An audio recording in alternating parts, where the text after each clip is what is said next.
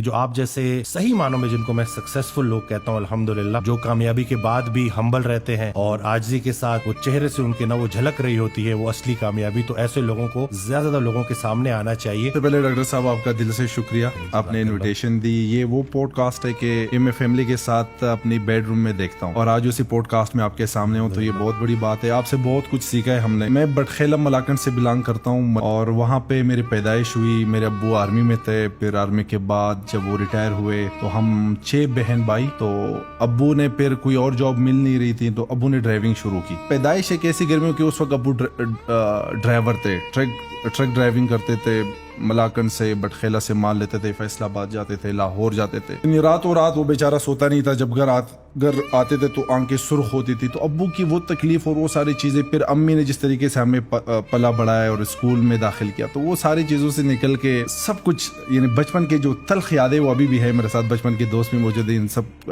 کو پتہ ہے میرے بچپن کا۔ تو کافی ایموشنل چیزیں ہیں، لیکن الحمدللہ وہاں سے شروع کیا۔ بچپن سے ایک ڈاکٹر صاحب ایک خواب تھا اور یہ کریز اس لیے بنا کہ اوبویسلی غربت ہوتی، غریبی ہوتی۔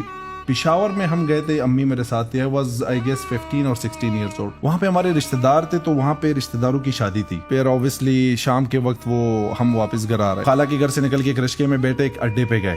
اڈے پہ جانے کے بعد پھر ہم نے ایک ویگن پہ بیٹھنا تھا جو ہمارے گاؤں کے لیے نکلنا تھا بٹخیلہ۔ تو وہ جب ہم گئے ویگن فل ہو گئی تھی۔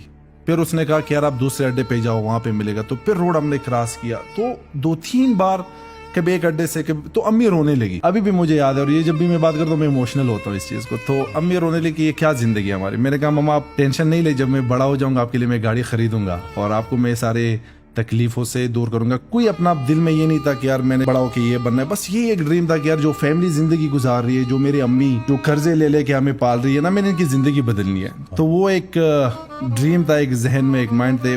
کیمروں سے سوشل میڈیا تو اس وقت اوبویسلی نہیں تھا، میرا پہلے سے کمپیوٹر اور ان چیزوں سے بہت شوق تھا۔ سعودیہ گیا، وہاں سے پھر میری زندگی کا آغاز کیا۔